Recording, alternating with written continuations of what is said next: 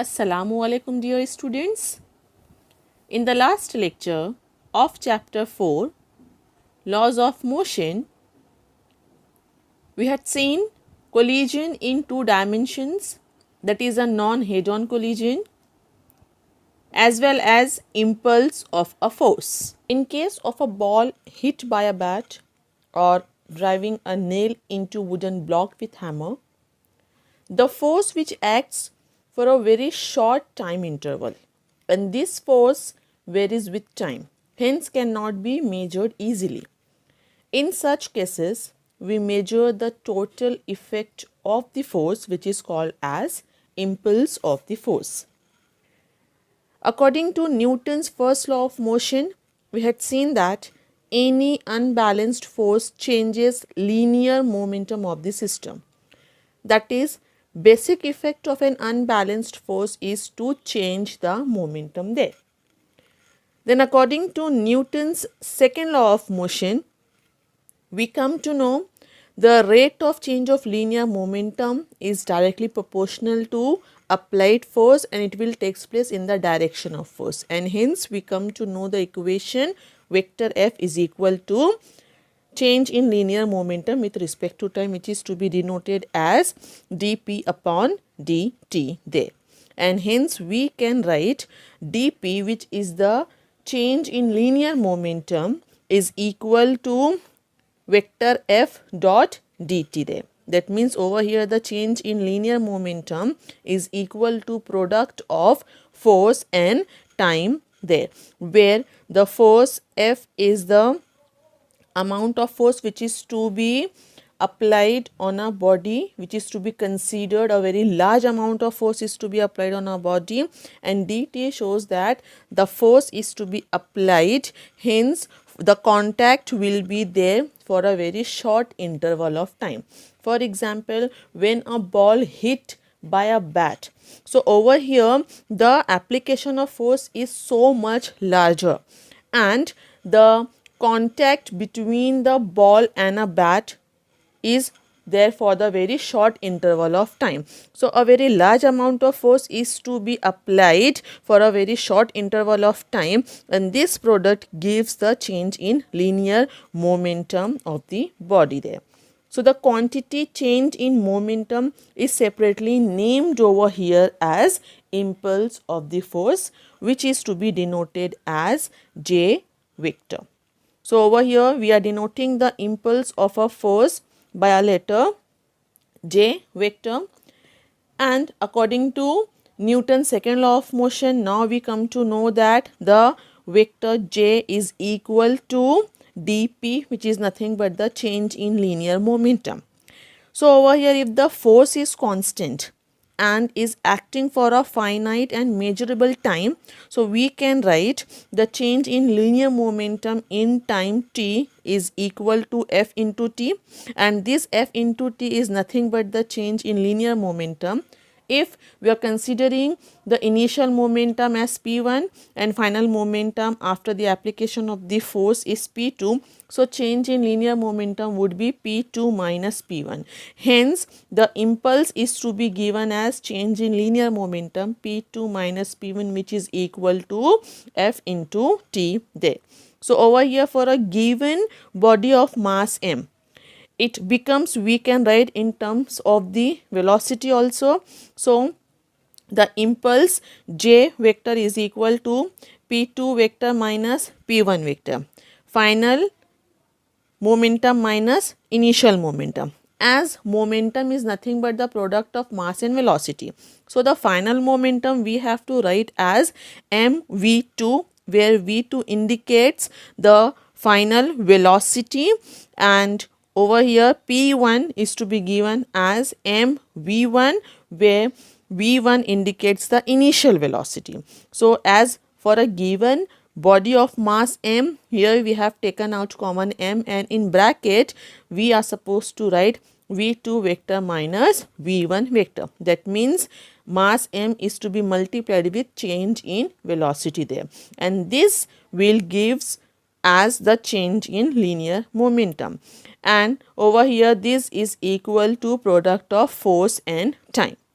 Now if the force is not constant, but we know how it varies with time, then the impulse of the force is to be given in terms of the integration also. Hence, we have to write vector j is equal to change in linear momentum delta vector p, which is equal to, here we have to take the integration of all the change in linear momentum. So, integration of dp, which is equal to integration of f into dt there. So, if the force is not constant, but we know how it varies with time, so we can integrate all the impulses over there, which is to be given mathematically as vector j is equal to integration dp vector, which is equal to integration of vector f dot dt. So, over here we had seen the impulse of a force, and as the impulse of a force is nothing but the change in linear momentum of the body, and hence the impulse is a vector quantity. As impulse is a vector quantity, so it must have the direction as well as magnitude.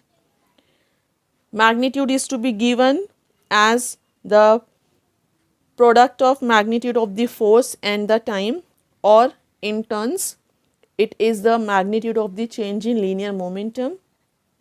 And when we are talking about its direction, so the direction of the impulse is same as that of the force.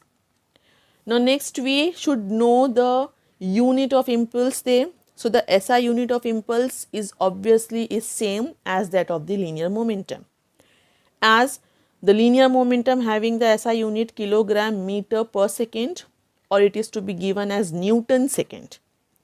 So, here the impulse having the same unit, that is kilogram meter per second, or we can give the unit of impulse as Newton second. As impulse is the change in linear momentum, momentum having the unit kilogram meter per second, that is why the impulse should have the same unit, that is the kilogram meter per second. Another form of the impulse we are given as the product of force and time. Force, we are given the measurement in Newton and time is measured in second. So, over here the force into time give the unit as Newton second, and hence we can write the unit of impulse as Newton second also. So, here we can use both the units, kilogram meter per second or Newton second, as the unit of impulse. The dimension of the impulse is obviously same as that of the momentum, which is L raised to 1, m raised to 1, t raised to minus 1. So, here we had seen an impulse of a force is a force which acts on an object for a short period of time. In a collision that results in a change in the velocity or momentum of one or more the objects involved in the collision. Now, the impulse is a certain amount of force that is to be applied for a certain amount of time to cause a change in momentum. That means we can say that the impulse is nothing but a certain amount of the force that must be applied on a body for a certain amount of time, because of which the change in momentum would be takes place. For example, when you hit a ball with a cricket bat, you apply a force for a time, a very short period of the time in this case, to cause a change of the momentum in the ball. Another example we are taking, that airbags in a cars are designed with impulse or momentum change principles there. When a driver gets into an accident, their momentum carries them forward into the steering wheel. By putting an airbag in the car, a smaller force is exerted over a longer period of time to change the momentum of the driver to a stop. So, in this example, here the force is to be exerted over a longer period of time to change the momentum of the driver to a stop. Let us take another example. As this principle is applied in many common sense situations, if you jump to the ground from any height, you bend your knees upon impact, extending the time of collision and lessening the impact force. As well as a boxer moves away from a punch, extending the time of impact and lessening the force there. So, here we can say that impulse is nothing but used to describe the effect of a force acting over the time to change the momentum of an object.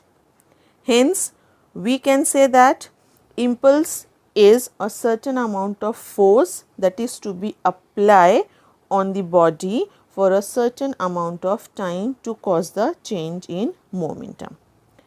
And it is represented by the symbol J, and usually it is to be expressed in Newton second or kilogram meter per second. The next topic we have rotational analog of a force, that is moment of a force or torque. As we know, an unbalanced force produces translational motion, and if the resultant force acting on a particle is 0, the body remains at rest. As well as the force has also ability to produce the turning effect or rotational motion. Now, for the rotational motion, we talk about a rigid body. So, a body is said to be rigid if the relative distance between any two particles of the body does not change under application of force of any magnitude. Its shape and size does not change due to the applied force. Such body is said to be a rigid body. In practice, there is no perfectly rigid body. When rigid body produces purely rotational motion, all the particles of the body move in circles, and the centers of all circles lie along a straight line, which is called as axis of rotation. It is very common observation that when we want to open or close a door, we apply a force at a point on the door. Door gets rotated about hinges, so the hinges are called as the axis of rotation.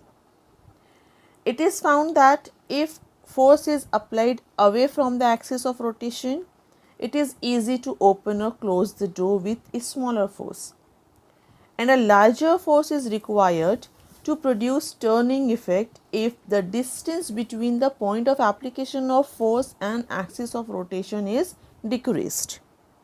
While opening a door fixed to a frame on hinges, we apply the force away from the hinges and perpendicular to the door to open it with ease. In this case, we are interested in achieving some angular displacement for the door.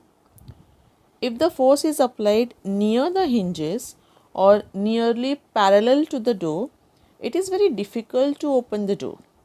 Similarly, if the door is heavier, that is made up of the iron instead of wood or plastic, we need to apply proportionally larger force for the same angular displacement.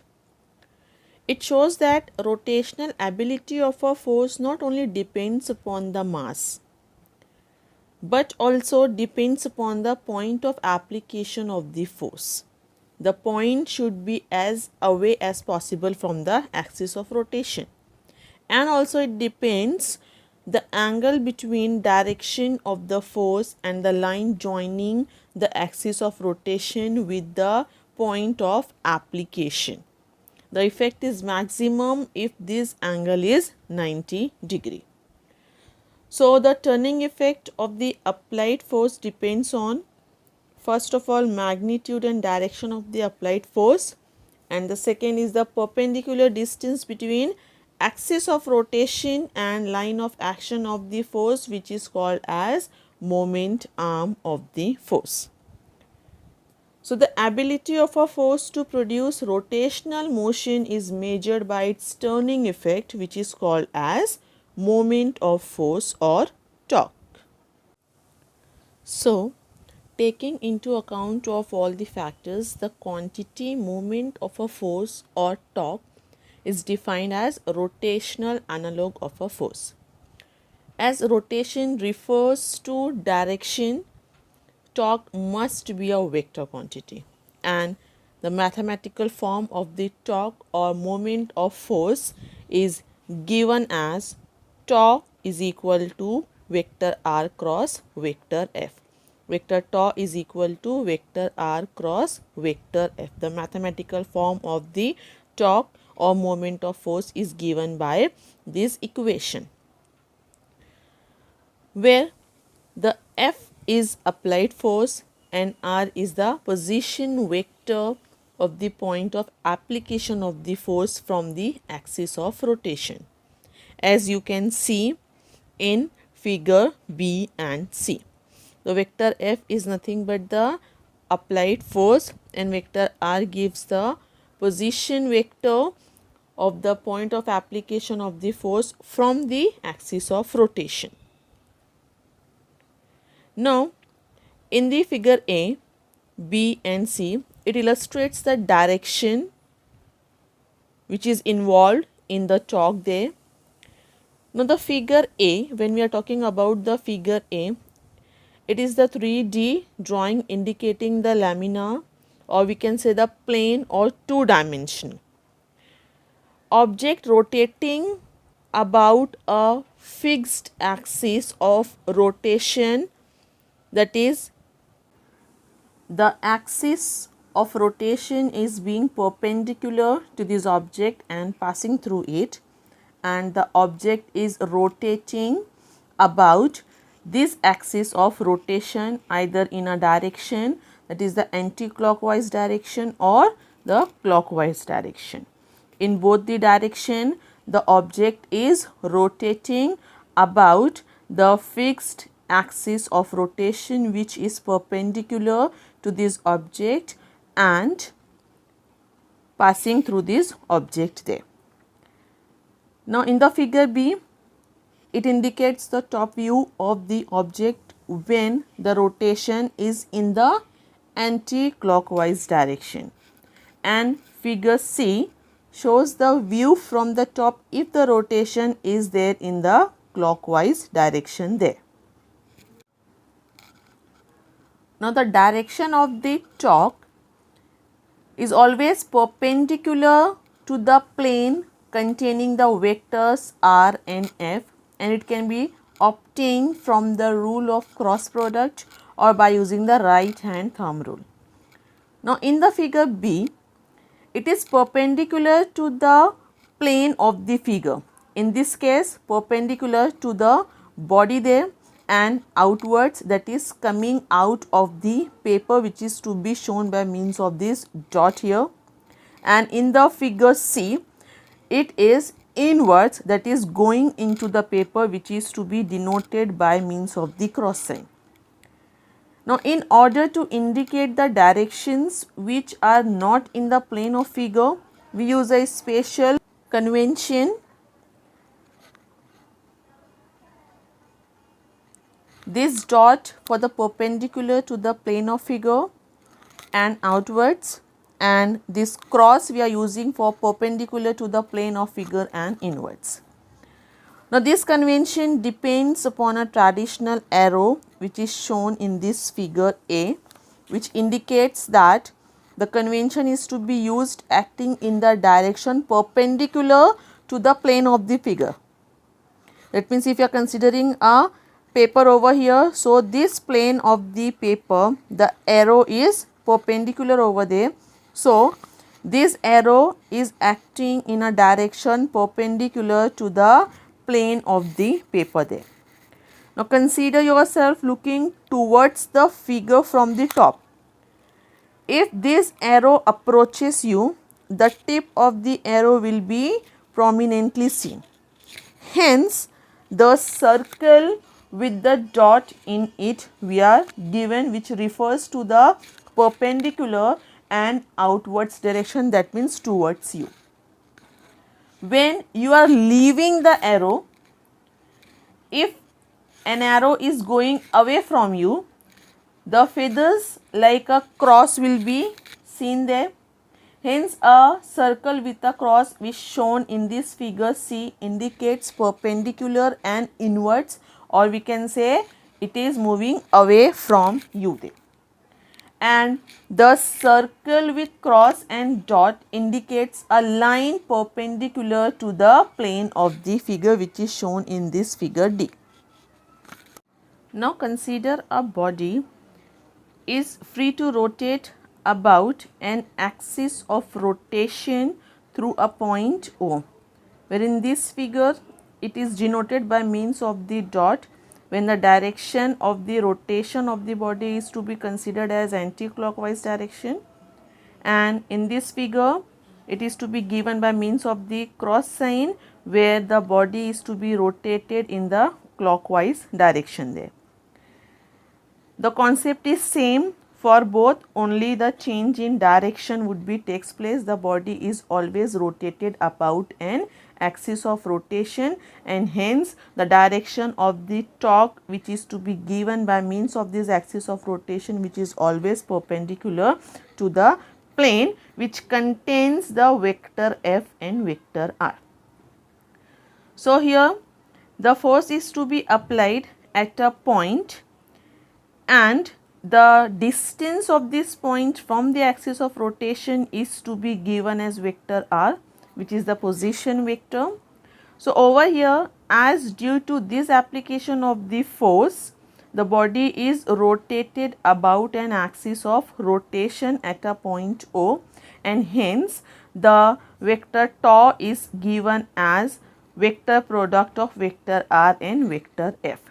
So tau is to be given as vector R cross vector F, and hence here we can give the magnitude of the torque or a moment of force, which is to be given as Rf sin theta, where theta is the smaller angle between the directions of vector R and vector F.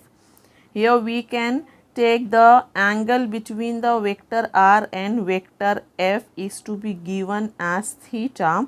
Hence, the magnitude of the vector tau is to be given as per the vector product, which is nothing but Rf sin theta. And over here, the R sin theta is called as moment arm, as the moment of force is also to be defined as the product of force and moment arm,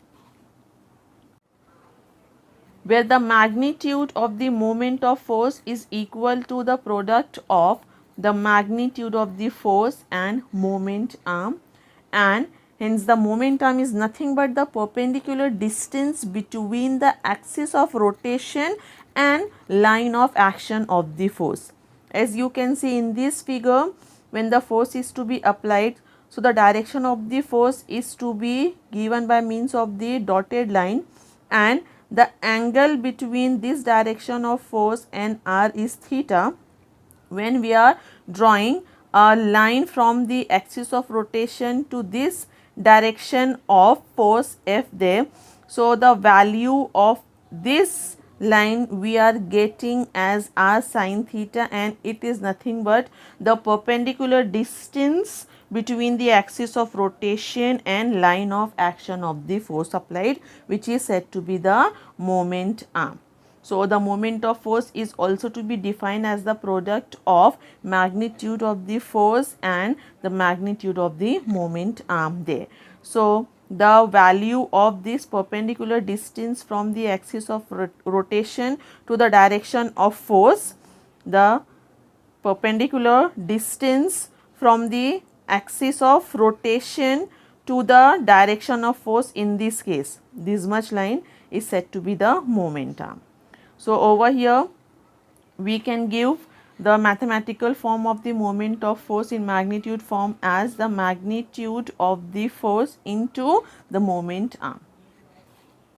So, when the body is moving in the anti-clockwise direction, the moment arm is the perpendicular distance from the axis of rotation to the line of action of the force. By means of this line, the moment arm is to be given. And when a body is to be rotating in the clockwise direction, so the moment arm is the perpendicular distance from the axis of rotation to the line of action of force. By means of this line, the moment arm is given there. So, the moment of force is equal to the product of magnitude of the force and moment arm. So, as we come to know, magnitude of torque is tau is equal to Rf sin theta, and hence theta is the angle between the directions of vector r and vector f. Now, let us see the different cases. First, if r or f is greater, the torque is also greater. That means it is recommended to apply the force away from the hinges. As we know that if the position vector where the force is to be applied is larger, that means the point of application of the force we are taking away, much away from the axis of rotation, or we can say the larger distance from the axis of rotation, so that very small amount of the force is to be applied on a body and hence the body will start rotating. As well as if we are applying the large amount of the force on a body, hence the rotational motion is produced in a body. So, in both the cases when the force is large as well as the position vector having the larger value, the torque produced in a rotating body is also large there. So, here it is recommended that we have to apply the force away from the hinges to produce the rotational effect in a body. Now, next, if we are taking the different values of the angle theta, which is the angle between the directions of r and f.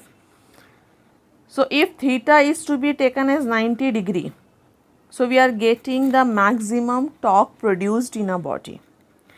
As value of theta is 90 degree, so sin theta would become 1, as sin 90 degree is 1, and the value we are getting of magnitude of the torque as Rf. So, over here we are getting the maximum value of the torque when the angle between the direction of R and F is 90 degree. Thus, the force should be applied along the normal direction for easy rotation. For example, when you open or close the door and when you apply the force that is away from the hinges in a perpendicular direction, so the door will be open or closed very easily, and hence the rotational motion is to be produced in a body and the torque is produced in a body there. And for the easy rotation, that's why we are supposed to consider that the force should be applied along the normal direction on the body there. And if the theta is 0 degree or 180 degree, so in this condition we are getting the minimum torque produced in a body. That means sin 0 degree and sin 180 degree is 0 and it is to be multiplied with Rf, so the value would be 0 there. That means we are getting the minimum value of the magnitude of the torque. So, whenever the angle is to be taken as 0 degree or 180 degree, we are getting the minimum torque acting on a body which is equal to 0. Thus, if the force is applied parallel or anti-parallel to the vector r, there is no rotation produced in a body and hence no torque acting on the body. Next, the moment of force depends not only on the magnitude and direction of the force, but also on the point where the force acts with respect to the axis of rotation. Same force can have different torque as per its point of application there. So, this we had discussed all about the moment of force or torque acting on a body. The SI unit of the moment of force as per the formula is given as Newton meter, as it is the product of the magnitude of the force and moment arm, where moment arm is nothing but the perpendicular distance between the axis of rotation and line of action of the force, and hence the unit of the moment arm, the SI unit of the moment arm is meter, and force we are measured in Newton. So, SI unit of moment of force is Newton meter, and the dimension of the moment of force or torque would be L2 m1 t minus 2. As Newton has the dimension or force has a dimension L1 m1 t minus 2, into moment arm is there, which is measured in meter, whose dimension will be L raised to 1. When we will solve it, we are getting the dimension of moment of force or torque as L raised to 2 m raised to 1 t raised to minus 2. And the dimensions of the moment of force are same as that of the work there. So, here we had studied about rotational analog of a force, which is nothing but the moment of force or torque. The chapter will be continued next time in the next lecture. Thank you.